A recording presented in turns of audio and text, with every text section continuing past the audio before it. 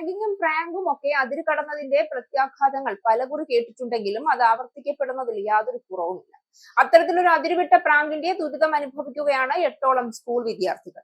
ഹോസ്റ്റലിൽ ഉറങ്ങുന്നതിനിടെ സഹപാഠികൾ കണ്ണുകളിൽ പശ തേച്ചതിനെ തുടർന്ന് 8 സ്കൂൾ വിദ്യാർത്ഥികളെ ആശുപത്രിയിൽ പ്രവേശിപ്പിച്ചു.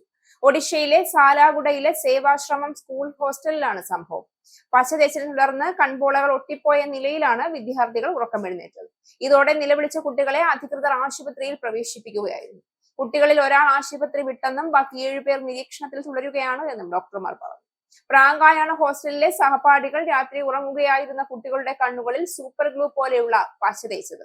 3, 4, 5 ക്ലാസ്സുകളിൽ പഠിക്കുന്ന 8 കുട്ടികളാണ് അതിക്രമണത്തിന് ഇരയായത്. കണ്ണിൽ കടുത്ത വേദനയും അസ്വസ്ഥതയും അനുഭവപ്പെട്ട് ഉറക്കമെഴുന്നേറ്റപ്പോഴാണ് കൺപോളകൾ ഒട്ടിയ നിലയിലാണ് എന്ന് മനസ്സിലായത്.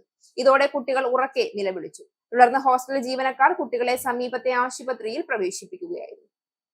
വിദഗ്ധ ചികിത്സയ്ക്കായി പിന്നീട് ജില്ലാ ആശുപത്രിയിലേക്ക് മാറ്റി. പശ തേച്ചതിനെ തുടർന്ന് കുട്ടികളുടെ കണ്ണുകൾക്ക് സാരമായ തകരാർ സംഭവിച്ചിട്ടുണ്ട് എന്ന് ഡോക്ടർമാർ പറഞ്ഞു. കൃത്യസമയത്ത് വൈദ്യസഹായം നൽകിയതിനാൽ കാഴ്ചശക്തി നഷ്ടപ്പെടുന്നത് തടയാനായെന്നും ഡോക്ടർമാർ വ്യക്തമാക്കി. അതേസമയം സംഭവത്തിൽ സ്കൂളിലെ ഹെഡ്മാസ്റ്ററെ ജില്ലാ ഭരണകൂടം സസ്പെൻഡ് ചെയ്തു. സംഭവത്തെക്കുറിച്ച് ഉന്നതതല അന്വേഷണം നടത്താനും ഉത്തരവിട്ടു. കുറ്റക്കാർക്കെതിരെ കർശന നടപടി ഉണ്ടാകുമെന്നും ജില്ലാ ഭരണകൂടം ഉറപ്പു നൽകിയിട്ടുണ്ട്.